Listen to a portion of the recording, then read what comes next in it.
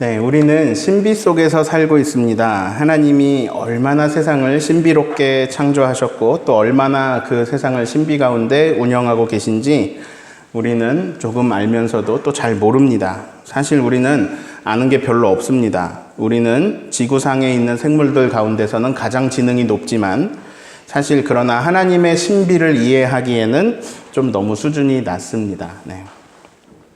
그러나 우리가 신비함을 느끼든 못 느끼든 변함없는 사실은 우리가 지금 엄청난 신비 가운데 살고 있다는 것입니다. 그래서 제가 언제는 한번 보여드리려고 하는데 지구가 지금 우리는 아무것도 못 느끼고 있지만 지구가 우주 공간을 어떤 모양으로 날아다니고 있는지 한번 보여드리고 싶습니다. 엄청나게 신비로운 일 속에 우리가 있습니다. 오늘은 지난 부활주일에 이어서요, 그 어마어마한 신비한 일들 가운데 하나를 함께 묵상해 보고자 합니다. 초등학교 5학년 교과 과정 수학을 5살 어린이한테 가르치는 일은 매우 어려운 일입니다. 그러면 고등학교 3학년 이과 수학을 5살 어린이한테 가르치는 건 어떨까요? 매우 어려운 일이겠죠? 성경은 어떤 책일까요? 성경은 하나님의 말씀입니다. 성경에는 하늘의 비밀이 담겨 있습니다. 그런데 사실 성경은 하나님에 대한 모든 것을 증언하고 있지는 못합니다. 하나님을 겨우 책 한 권에 담을 수가 없습니다. 네, 성경은 굉장히 복잡한 걸 아주 쉽게 최대한 인간의 눈높이에 맞춰서 알려주고 있습니다. 그러나 이 수많은 증언들이 지극히 높으신 하나님을 다 담아내지는 못합니다. 하나님이요, 사람이라는 존재로 살면서, 우리가 사람으로 살면서 꼭 알아야 되고 꼭 필요한 정도만 매우 간단하게 우리에게 알려주신 말씀입니다. 우리의 수준에 맞추어서 주신 하늘의 비밀인데 이 성경마저 우리의 수준을 훨씬 넘어 있습니다. 성경은 고3 이과 수학 같습니다. 저는 5살 어린이 같습니다. 그래서 그런 제가 성경을 통해서 하늘의 비밀을 조금이라도 알게 되고 부분이라도 깨달아서 또 그걸 여러분에게 전달해야 하니까 참 쉽지가 않습니다. 그래도 한 주 한 주 저같이 부족한 사람에게 주시는 작은 깨달음을 여러분과 나누고 있습니다. 오늘은 우리가 정말 알지 못하는 신비의 세계에 대해서 조금 더 말씀을 나눕니다. 바로 죽음과 그 이후의 세계에 대한 이야기입니다. 저희 아버지는요, 저희 어머니랑 결혼하시고 누나를 낳고 저를 낳고 키우셨습니다. 그런데 저희 어머니가 암이라는 병으로 먼저 세상을 떠나셨습니다. 아버지는 참 힘들어 하셨습니다. 그러다가 지금의 어머니를 만났습니다. 두 분은 결혼을 하시고 잘 살고 계십니다. 자, 지난주부터 우리가 부활에 대한 말씀을 나누고 있습니다. 문제가 생겼습니다. 우리가 예수님 따라서 부활한다고 했는데요. 그러면 부활하면 저희 아버지는 누구의 남편일까요? 1번 처음 결혼한 사람의 남편, 2번 나중에 결혼한 사람의 남편, 3번 둘 다. 이거 어떻게 해야 될까요? 문제가 생겼습니다. 이런 생각 당연히 해보게 되겠죠? 2000년 전에도 이런 의문을 가진 사람들이 있었어요. 사두개인들인데요. 그들은 부활을 믿지 않습니다. 부활이 말도 안 된다고 생각하는 거죠. 죽은 사람이 어떻게 살아나? 그래서 이제 그들이 부활을 안 믿으니까 부활이 없다는 것을 증명하기 위해서 예수님을 곤란하게 할 질문을 하나 준비했습니다. 우선 이 질문을 이해하려면 당시 유대인들의 삶을 알아야 됩니다. 하나님이 가나안 땅을 유대인들에게 주시면서 땅을 이렇게 분배해 주실 때 지파별로 분배를 해 주셨습니다. 그래서 후손들은요, 자기 지파에 내려오는 땅, 자기 지파 조상들에게서 내려오는 땅을 받을 수 있었습니다. 그런데 중간에 누가 죽어버리면 대가 끊어집니다. 그러면서 그 후손에게 돌아갈 땅이 없어져 버리죠. 그래서 대를 이을 상속자를 굉장히 중요하게 여겼습니다. 자, 이제 27, 28절을 읽어볼까요? 부활이 없다고 주장하는 사두개인 중에서 어떤 이들이 와서 물어 이르되 선생님이여 모세가 우리에게 써주기를 만일 어떤 사람의 형이 아내를 두고 자식이 없이 죽으면 그 동생이 그 아내를 취하여 형을 위하여 상속자를 세울지니라 하였나이다. 네, 이런 고대의 제도를 계대결혼이라고 부르기도 하고요. 형사취수법이라고 부르기도 하는데요. 형이 죽고 형수님을 취한다, 뭐 이런 뜻이에요. 그러니까 형이 자식이 없이 죽었어요. 그러면 족보도 끊기고 형 몫으로 돌아갈 땅도 없어져요. 상속분도 사라져요. 그럼 그래서 어떻게 하느냐? 형이 죽으면, 자식 없이 죽으면 동생이 형수님하고 결혼을 해요. 그리고 아들을 낳아요. 근데 이 아들이 자기 상속자가 아니고 형의 상속자가 됩니다. 그래서 형에게 돌아갈 상속분이 이어지게 하는 거죠. 네, 이거를 현대 사회에서는 이해하기 힘들지만 아무튼 고대 사회에서는 이런 제도가 있었어요. 사두개인들은요, 여기서 상황을 더 꼬아요, 일부러. 예수님, 7 형제가 있는데요. 첫째가 자식이 없어서 그 둘째랑 결혼을 했는데 둘째도 자식이 없어서 셋째랑 결혼을 하고요. 그렇게 7명이 다 자식이 없어서 이 여인은 7 형제와 다 결혼했습니다. 그들이 다 죽었습니다. 부활이 있다면서요? 자, 이제 그들이 부활하면 누구의 형제가 됩니까? 누구의 아내가 됩니까? 자, 아까 제가 질문한 거랑 똑같은 질문이죠. 7명하고 결혼한 이 여인은 누구의 아내로 부활합니까? 33절을 읽습니다. 7이 다 그를 아내로 취하였으니 부활 때에 그 중에 누구의 아내가 되리이까? 자, 사두개인들이 똑똑하네요. 부활을 주장하는 사람들이 할 말이 없도록 참 어려운 문제를 던졌습니다. 그런데 저는 또 이 사두개인들한테 참 고맙네요. 예수님 골탕 먹이려고 만든 질문 덕분에 우리들의 궁금증이 풀리는 기회가 생겼어요. 자, 다음 말을 완성해 보세요. 무식하면 무식하면 어떻습니까? 용감하다. 네. 자, 이들이 이렇게 용감하게 물어볼 수 있는 이유, 무식해서입니다. 무식한다는 건 모른다는 말이죠. 몰라서 그래요. 무지해서 그래요. 자, 우리는 지금 온갖 신비 속에 살고 있는데요. 몰라요. 얼마나 신비로운지 몰라요. 모르면 안 보여요. 아는 만큼만 들리고 아는 만큼만 보여요. 그러나 내가 모른다고 하나님의 신비가 없는 건 아니에요. 하늘의 비밀, 하늘의 신비, 이걸 받아들이지 못하게 방해하는 게 있습니다. 그게 뭐냐? 무지입니다. 우리의 무식입니다. 그리고 그 무지에서 오는 오해입니다. 자, 왜 오해를 할까요? 몰라서 그렇습니다. 모르니까 오해를 합니다. 자, 사과로 예를 들겠습니다. 지난주에 이어서 사과 씨들이 막 모였습니다. 여러분 상상해 보세요. 사과 씨들이 모였습니다. 사과 씨들이 자기들끼리 서로 막 키가 크다고 싸웁니다. 도토리 키재기 아시죠?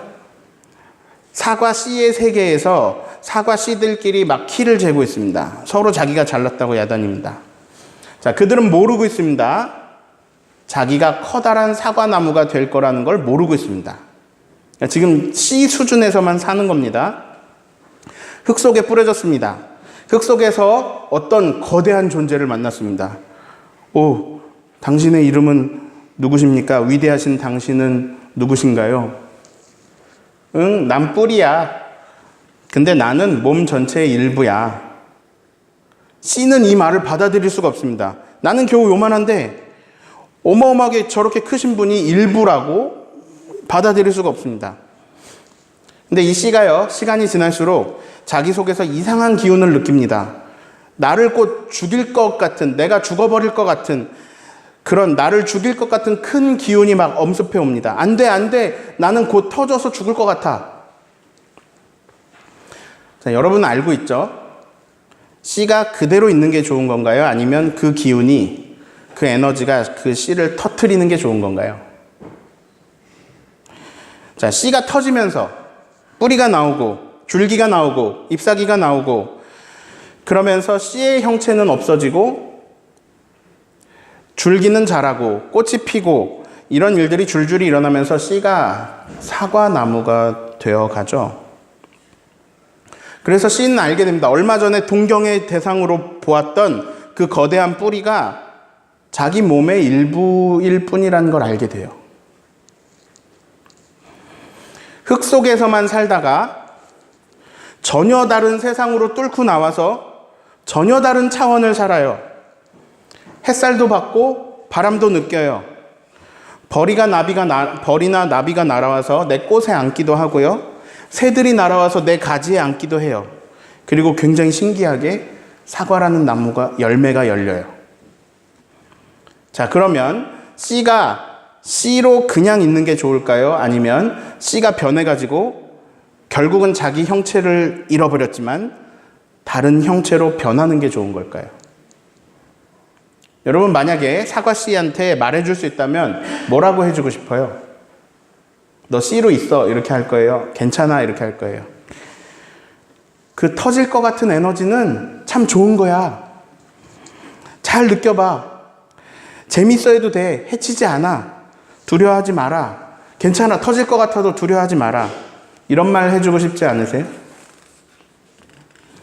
똑같아요, 여러분. 여러분, 지금 모습 그대로 있는 게 좋을까요? 아니면 늙어가는 게 좋을까요? 모르면 지금 모습 그대로 하나도 안 변하는 게 우리 바람이에요. 그게 좋아요. 내가 사과씨로 살다가 사과씨로 끝난다고 믿고 있으면 그러면 내가 변하는 게 너무 힘들고 받아들이기가 힘들어요. 어려워요. 그러나 부활을 아는 사람들은, 진실로 부활을 믿는 사람들은 내 첫 번째 몸과 두 번째 몸이라고 하겠습니다. 내 첫 번째 몸이 변해갈수록 정말 영광스러운 두 번째 몸에 가까워지고 있다는 것을 알아요.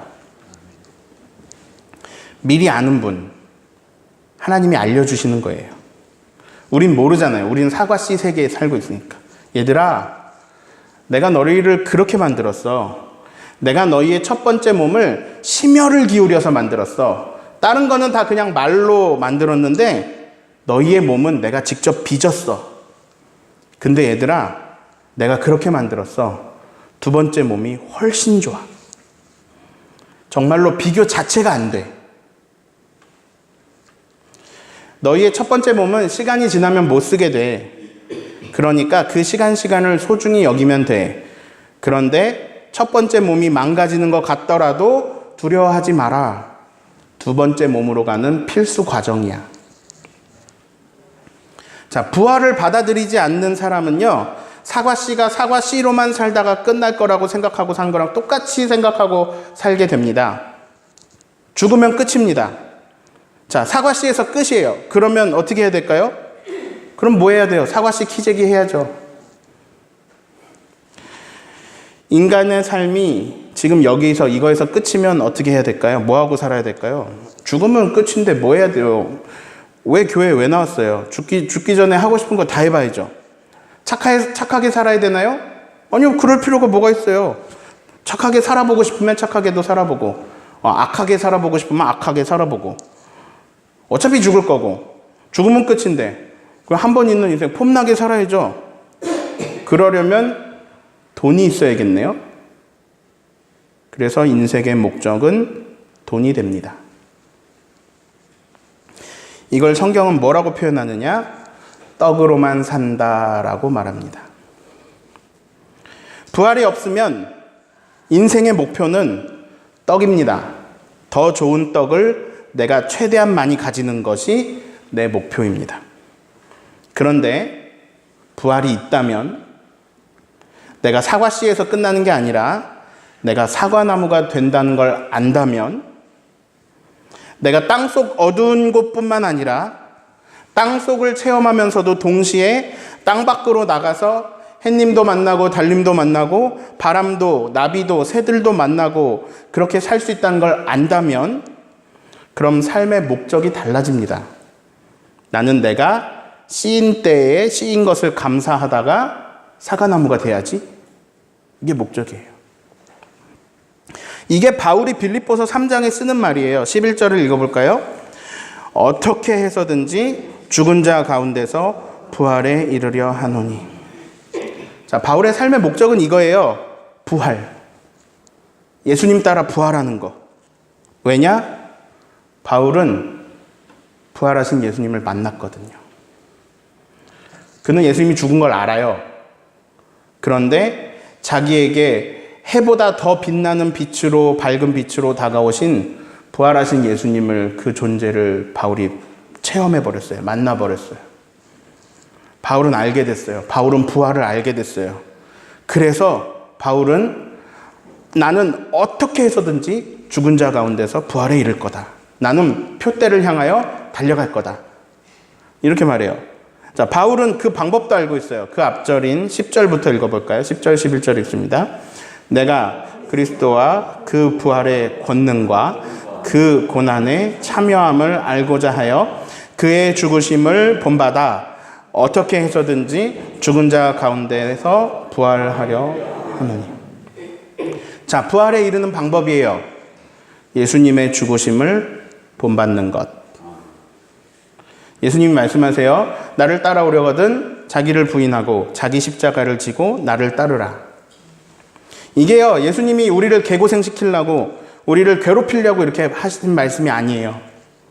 우리에게 가장 좋은 것을 주고 싶으신 거예요. 부활의 영광. 자, 사두개인과 예수님의 대화로 돌아가 봅니다. 이 여인이 7명하고 결혼했습니다. 그럼 누구의 아내가 됩니까? 저는 오늘 누가복음 본문을 주보에 적었지만 이 말씀이요, 누가복음에 있는 게 아니라 마가복음하고 마태복음에도 있어요. 마태복음 말씀 똑같은 부분 볼게요. 마태복음 22장 29절 읽습니다. 예수께서 대답하여 이르시되 너희가 성경도 하나님의 능력도 알지 못하는 거로 오해하는도다. 너희가 그런 질문을 하는 이유가 있어. 몰라서 그래. 모르니까 오해를 해서 그래. 무엇을 오해하냐? 첫 번째, 성경을 오해해요. 왜? 몰라서. 성경을 잘 몰라서. 두 번째, 하나님의 능력을 몰라요. 자, 그냥 그러니까 자기 수준에서만 생각하는 거예요. 자기 수준에서 판단하는 거예요. 사과 씨 수준에서만 계속 생각하고 있어요. 그래서 지금 보면 고대에 없어져 버린 제도, 고대 사회에서 끝나고 없어버린 제도, 계대 결혼, 그 제도 안에서만 생각하고 있어요. 우리가 사과씨로 지금 살고 있잖아요. 우리가 지금 첫 번째 몸으로 살고 있잖아요. 이 첫 번째 몸으로 사는 이 세계에서는 우리가 결혼을 했어요. 그러니까 우리는 당연히 딴 걸 생각하지 못하고 당연히 부활을 해도 결혼을 할 거라고 오해하고 있어요. 사과씨는 사과나무가 흙 밖으로 나갈 거라는 생각을 상상도 못해요. 그런 세계가 있는지도 몰라요.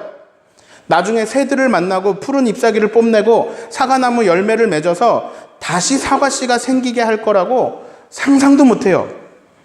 그런 신비는 사과씨는 상상할 수 없어요. 마찬가지예요. 우리가 이 첫 번째 몸에서 끝날 거라고 생각하면 이 몸으로 지금 살고 있는 이 세상 이상의 세상을 상상도 못해요. 본 적이 있어야 상상을 하죠. 영화 같은 거에 하나님 나라, 뭐 천국, 파라다이스 이런 거 그리는 거 보면요, 다 지금 이 세계하고 비슷합니다. 그냥 휴양지에서 야자나무 있고 뭐 아주 푸르른 정원 있고 그런 거 보고 막 우리가 낙원이라고 말을 해요. 왜 그거밖에 표현 못하는지 아세요? 그거밖에 본 게 없어요. 그래서 상상을 못해요. 그 이상의 좋은 거를. 우리는 상상할 수 없어요. 지금 이 시점에서. 근데 이건 원래 절대로 모를 일인데 이미 아시는 분이 우리한테 알려주시는 거예요. 이미 아시는 예수님이 그 세계의 비밀을 조금 알려주고 계세요. 부활하면 결혼 안 해. 지금 속으로 만세를 부르시는 분들이 있어요. 이게 진짜 복음이구나. 이야, 부활하면 결혼 안 해. 진짜 이건 복음이다. 드디어 해방이다.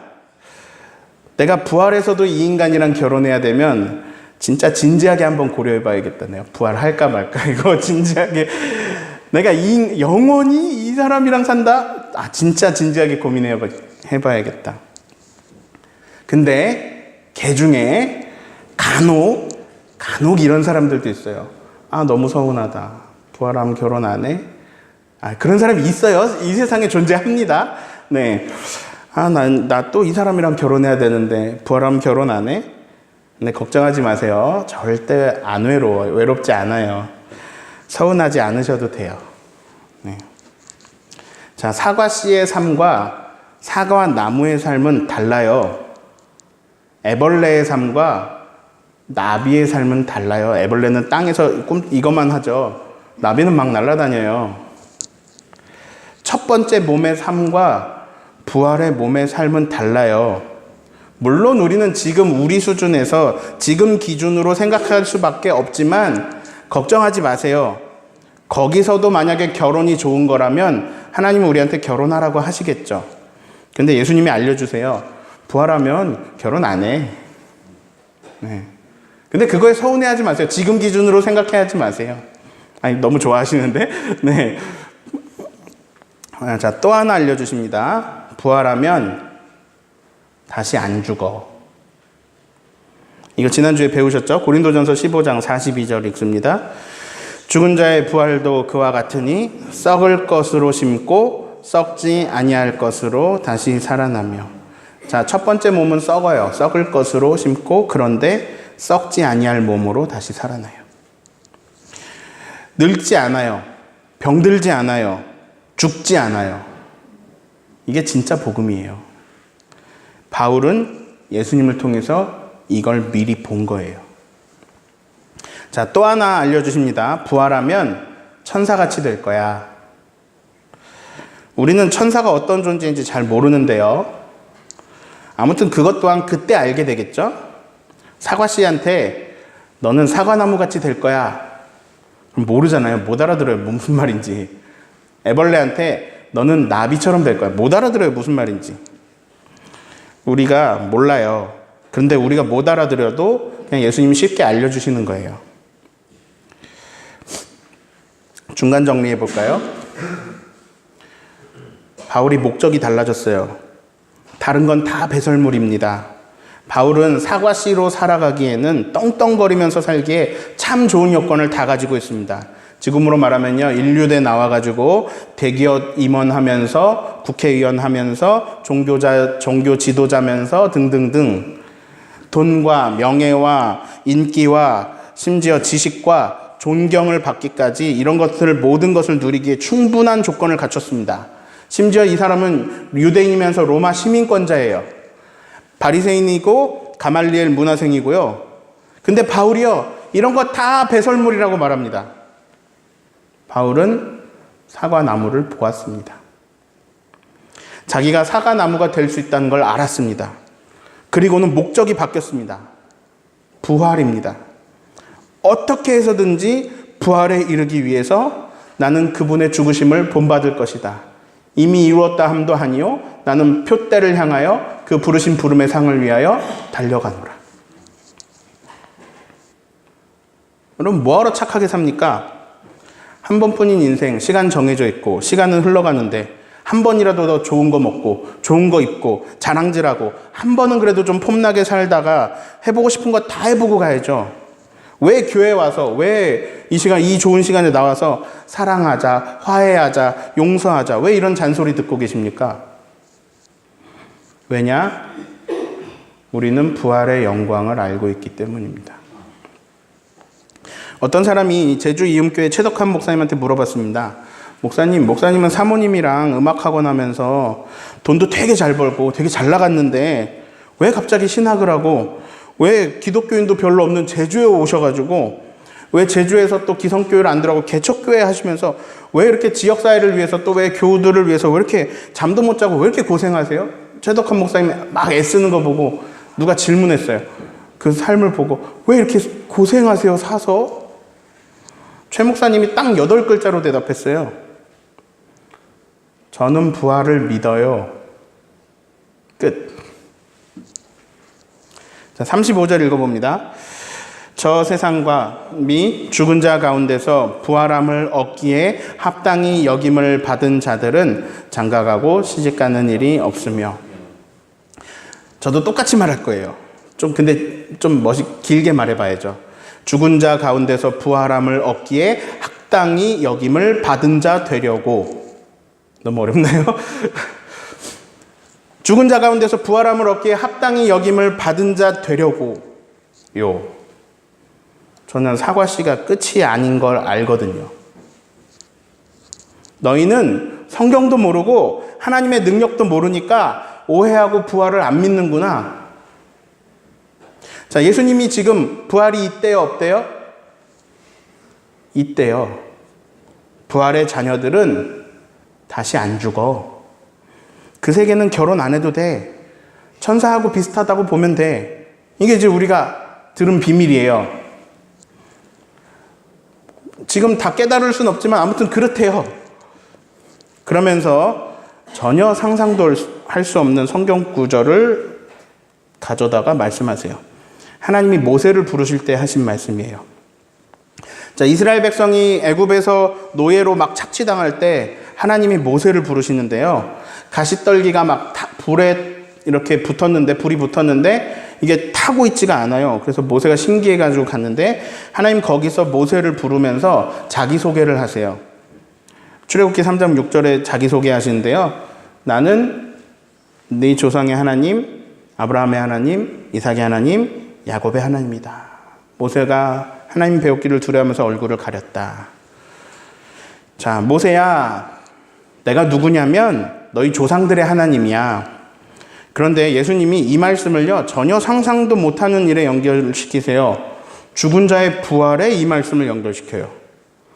요즘 말로 신박한 적용이에요. 이게 지금 이 세계에서 생각하기 힘든 말씀이에요. 누가복음 20장 37절, 죽은 자가 살아난다는 것은 모세도 가시떨기에 관한 글에서 주를 아브라함의 하나님이요 이삭의 하나님이요 야곱의 하나님이라 칭하였느니. 이게 오늘 우리가 읽은 말씀이고, 이걸 마태복음으로 다시 읽어봅니다. 마태복음 22장 31, 32절 읽습니다. 죽은 자의 부활을 논할진대 하나님이 너희에게 말씀하신 바 나는 아브라함의 하나님이요 이삭의 하나님이요 야곱의 하나님이라 하신 것을 읽어보지 못하였느냐. 하나님은 죽은 자의 하나님이 아니요 살아있는 자의 하나님이시니라 하시니. 자, 그러면서 놀라운 말씀을 하세요. 다시 누가복음으로 읽어볼게요. 38절 있습니다. 하나님은 죽은 자의 하나님이 아니요 살아있는 자의 하나님이시라. 하나님에게는 모든 사람이 살았느니라 하시니. 자, 아브라함, 이삭, 야곱 완전 옛날 사람들이에요. 모세한테는요 머나먼 조상이에요. 근데 하나님이 자기소개를 하면서 나는 아브라함의 하나님, 이삭의 하나님, 야곱의 하나님이다 라고 이야기하실 때 이런 뜻이었다는 거예요. 모세야, 나는 살아있는 자들의 하나님이란다. 자, 이게 말이에요, 장난이에요? 지금 우리가 생각할 때 이게 말이에요, 장난이에요? 방금 하나님이 죽은 지 오래된 사람들 이름을 말했거든요. 그러면서 살아있는 자의 하나님이래요. 모순이잖아요. 그런데 이게 모순이라고 여겨지는 이유는 성경도 모르고 하나님의 능력도 모르기 때문입니다. 그냥 내 수준에서 생각하기 때문입니다. 무슨 말이냐? 하나님은 살아있는 자의 하나님이에요. 근데 아브라함의 하나님, 이삭의 하나님, 야곱의 하나님이래요. 이 말은 아브라함, 이삭, 야곱이 죽어 있다는 거예요? 살아 있다는 거예요? 살아 있다는 거예요. 다시 38절 읽어볼까요? 하나님은 죽은 자의 하나님이요 살아있는 자의 하나님이시라. 하나님에게는 모든 사람이 살았네. 이거 굉장히 충격적인 선언입니다. 하나님이 저에게 나타나셔서 이렇게 말씀하실지도 몰라요. 저의 외할머니와 할머니와 어머니 조남입니다. 나는 홍용복의 하나님, 민옥선의 하나님, 김금년의 하나님이다. 나는 살아있는 자의 하나님이다. 나에게는 모든 사람이 살아있다. 여러분 주변에 먼저 떠난 사람들이 있습니까? 우리가요, 성경도 모르고 하나님의 능력도 모르면 그게 끝인 줄 알아요. 그러나 하나님은 산자의 하나님입니다. 이건 우리가 알 수 없는 신비입니다. 그러나 하나님의 능력으로 생각하면 사실 그건 아무 일도 아닙니다. 자, 다음 주 예고편으로 총정리합니다. 변화산에서 예수님과 함께 두 명의 인물이 나타납니다. 누구예요? 모세하고 엘리야. 너무너무 옛날 사람들인데요. 자, 그들은 살아있기에 나타난 걸까요? 아니면 새 제자가 변화산에서 헛것을 본 걸까요? 자, 나는 살아있는 자들의 하나님이다. 오늘 얘기를 들었어요. 변화산에서 예수님과 함께 나타나는 자들이 살아있어서 나타난 걸까요? 환상이거나 아니면 제자들이 헛것을 본 걸까요? 지난주에 이어서 또 묻습니다. 부활을 믿으십니까? 부활을 믿으십니까? 사과씨가 사과나무가 되는 신비는 그냥 우리한테 상식이에요. 마찬가지로 죽은 자의 부활도 그냥 창조 섭리 중에 하나입니다. 그분의 사랑의 계획입니다. 우리는요, 이 첫 번째 몸, 이 아담의 몸, 이 몸이 약해질수록 소망을 잃어가고 있습니다. 왜냐? 성경도 모르고 하나님의 능력도 모르기 때문입니다. 예수님은 확실히 알려주셨습니다. 하나님에게는 모든 사람이 살았느니라. 자, 이 부활의 확신을 가지고 에베소서 2장 4, 5, 6절을 읽습니다. 긍휼이 풍성하신 하나님이 우리를 사랑하신 그 큰 사랑을 인하여 허물로 죽은 우리를 그리스도와 함께 살리셨고 너희는 은혜로 구원을 받은 것이라. 또 함께 일으키사 그리스도 예수 안에서 함께 하늘에 앉히시니. 함께 일으키사 예수님과 함께 앉히시니. 왜? 그 큰 사랑으로 인하여. 총정리합니다. 하나님은 사랑이십니다. 하나님은 사랑으로 만물 가운데서도 최고의 작품인 사람의 몸을 여러분에게 주시고 사람의 영광을 주셨습니다. 우리는 그래서 사람의 몸을 입고 사람의 영광으로 삽니다. 하나님은 사랑으로 또한 우리의 죄를 용서하십니다. 하나님은 사랑으로 때가 되면 우리에게 새로운 몸, 새로운 생명을 또 주십니다.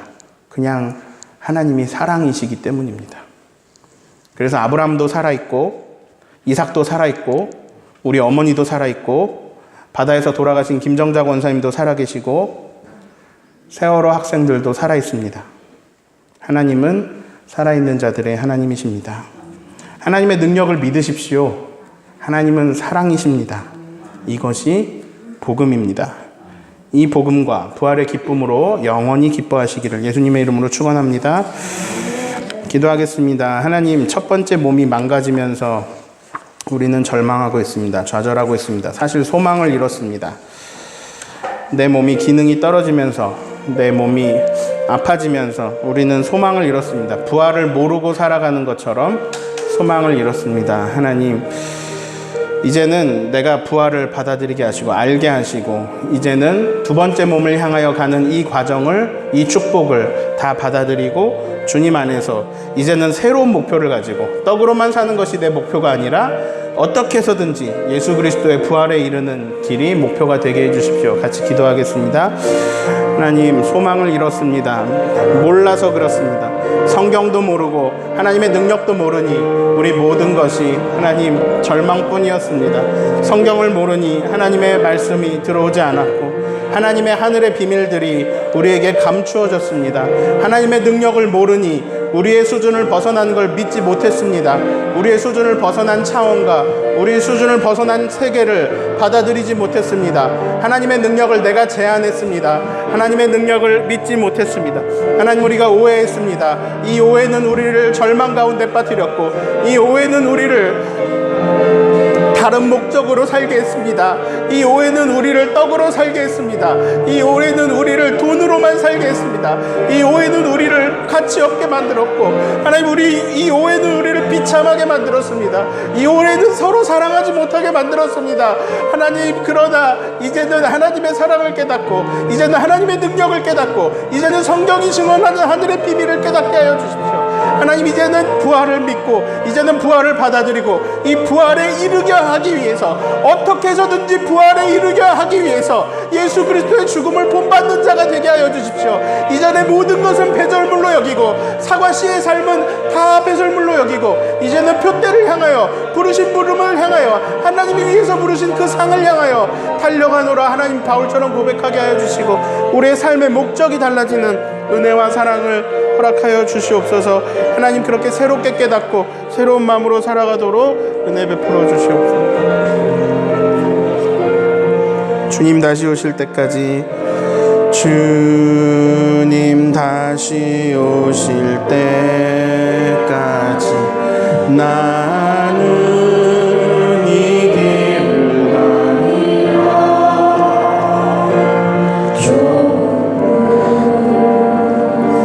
좁은 길 나의 십자가, 나의 가는 이 길 끝에서 나는 주님을 보리라. 영광 너희가 나 있는 곳에 함께 있으리라. 나를 맞아주시오. 주님 다시 오실 때까지 나는 일어나 달려가리라. 주의 영광 온 땅 덮을 때 일어나 노래하리.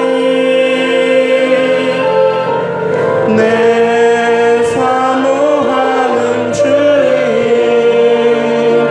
온 세상 구주시라. 내 사모하는 주님, 영광의 왕이시라. 다시 찬양합니다. 주님이 다시 오실 때까지. 주님 다시 오실 때까지 나는 이 길을 가리라. 어떻게 해서든지 부활에 이르려 주의 죽으심을 본받아 나의 십자가를 지고 나의 십자가를 지고 나의 가는 길 주님을 보리라. 영광 내 주 나를 맞아 주님과 함께 있을 것입니다. 주님 다시 오실 때까지 표대를 향하여, 부르신 부름의 상을 위하여 나는 일어나 내게 주신 소명과 사명을 향하여 주의 영광 온 땅, 하나님의 승리로 가득한 그날에 나는 일어나 노래하리. 하나님이 주인이십니다. 하나님이 왕이십니다. 내 사모하는 주님, 온 세상 구주시라. 내 사모하는 주님, 영광의 왕이시라. 영광의 왕이시라. 영광의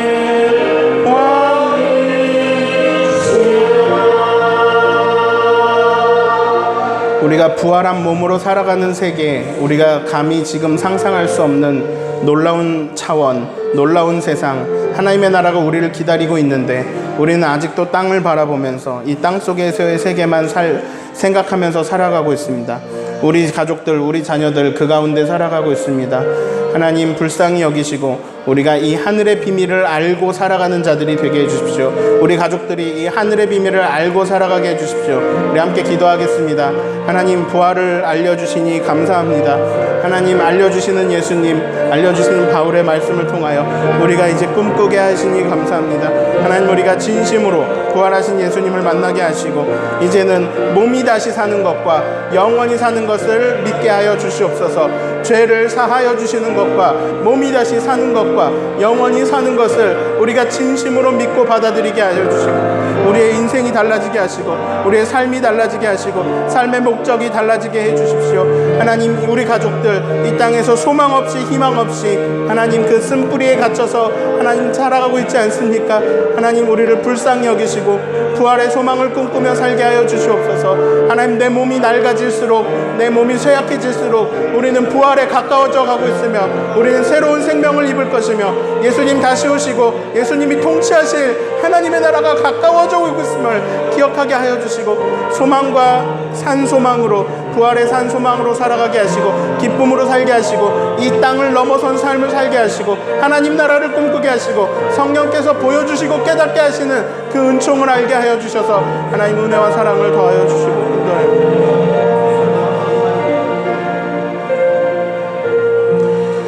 교회를 위해서 잠깐 기도하겠습니다. 이 교회에 나오는 모든 사람들은 부활의 소망을 가지고 살게 해주십시오. 떡으로만 사는 삶에서 더 나아가 하나님의 영광을 바라보며 예수님과 함께 앉을 그 부활의 영광을 꿈꾸며 살아가는 사람들이 이 자리에 많이 나와서 하나님의 비밀을 알게 되고 하나님 삶의 목적이 달라져 전혀 새로운 아름다운 삶을 살아가게 해주십시오. 우리 교회를 위해서 기도하겠습니다. 하나님 이 교회를 축복해 주십시오. 내 집은 만민의 기도하는 집이라 하신 그 말씀이 하나님 주님 안에서 기도하게 하여 주십시오. 하나님 전혀 새로운 삶, 전혀 새로운 준비한 삶을 꿈꾸게 하여 주십시오. 다시 태어나는, 다시 살아나는 영원한 하나님 나라를 꿈꾸게 하여 주십시오. 첫 번째 몸, 두 번째 몸, 하나님 우리의 삶이 새로워지게 해주시고 이것이 하나님 꿈꾸게 하여 주십시오. 하나님 이 교회를 축복하시고 사랑하여 주시고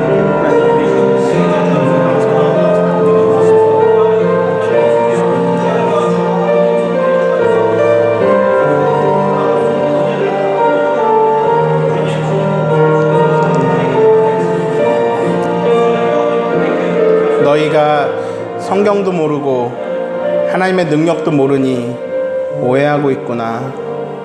너희가 성경도 모르고 하나님의 능력도 모르니 많은 것을 오해하고 있구나.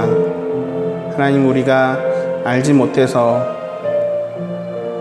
오늘도 떡으로만 살려고 애쓰고 오늘도 주님 주시는 두 번째 몸과 가까워지는 하루를 불만과 원망 속에서 살았습니다. 하나님 주시는 시간을 아름답게 여기게 하시고 하나님 주시는 복된 삶을 오늘도 주님 안에서 기쁨으로 여기며 하나님 이제 계속해서 우리에게 허락하시는 새로운 생명을 향해 나아가는 그 길이 하나하나 다 아름답다는 것을 깨닫게 하시고 미리 아는 하늘의 비밀로 두려워하지 말아라, 두려워하지 말아라, 두려워하지 말아라 끊임없이 말씀하시는 하나님의 음성을 듣게 하여 주십시오. 하나님 소망이 보이지 않는데 계속 절망만 보이는데 계속해서 두려워하지 말라고 하시는 하나님의 말씀이 진리인 것을 부활의 소망을 통해 깨달았습니다. 하나님 우리가 더 좋은 삶을 향하여 더 좋은 차원을 향하여 우리가 하나님 나라를 향하여 나아가고 있음을 알게 하시고 회개하라 하나님의 나라가 가까웠다 말씀하시니 우리가 회개하게 하여 주시고 부활의 영광에 이르는 자격을 얻는 그 일을 꿈꾸게 하여 주셔서 하나님 표대를 향하여 달려가는 바울의 심령을 우리에게 주시고 그리스도를 본받아 어떻게 해서든지 부활에 이르려고 하는 그 삶의 목적이 달라지게 하사 하나님 나라를 꿈꾸고 영원하신 하나님 나라를 바라보며 기쁨으로 하나님 앞에서 살아가도록 은총을 베풀어 주시옵소서. 하나님 모든 것에 감사하며 하나님께 예물을 드립니다. 10분의 1을 선별하여 드리며 하나님의 몫으로 당연히 여긴 귀한 자녀들의 믿음을 훌륭히 여기시고 은총으로 베풀어 주셔서 약속하신 대로 황충이 먹거나 기한전에 떨어지지 않는 놀라운 주의 능력의 말씀들이 이 가정마다 이루어지게 역사하여 주시옵소서. 감사의 예물들로 하나님 앞에 드렸사오니 이 감사가 하나님을 영화롭게 하고 이 감사가 하나님을 기쁘시게 하며 생일을 감사하며 드린 아들을 하나님께서 기억하여 주시고 일평생 책임져 주시고 결혼을 감사하며 드리는 가정이 있사오니 하나님 그 모든 가정의 주인 되어 주시고 이끌어 주셔서 이 땅에서의 삶도 아름답게 하시고 부활하는 삶도 아름답게 하여 주셔서 그 모든 영혼을 책임지시는 하나님의 능력이 그 가정에 임하게 하여 주십시오. 하나님 성경금 드리는 딸에게 하나님께서 오히려 이 딸을 먹이시고 살리시고 입히셔서 하나님께서 책임지시는 것을 온전히 알려주시고 부활의 몸에 다가설수록 기쁨이 넘치는 삶이 되게 하여 주십시오. 하나님 주정헌금으로 드립니다. 우리의 마음속에 아픔과 근심과 걱정과 질투와 시기와 분노와 모든 것도 그런 것도 다 이 자리에 놓고 갑니다. 이젠 주님이 주인 되어 주시고 주권을 잡아 주셔서 주님 보시기에 아름다운 것으로 하나님 인도하시고 주님의 때에 주님의 역사로 주님의 방법으로 모든 것이 풀려나가고 해결됨을 보게 하여 주셔서 땅에서도 멋지게 살게 하시고 땅에서도 자기 십자가로 소명으로 살게 하시고 영원하신 하나님 나라 하루하루 다가가는 그 삶을 하나님 복되게 아름답게 하여 주시옵소서. 예수님의 이름으로 축복하며 기도합니다. 아멘. 네, 소식 나누도록 하겠습니다. 주보를 참고해 주시기 바랍니다.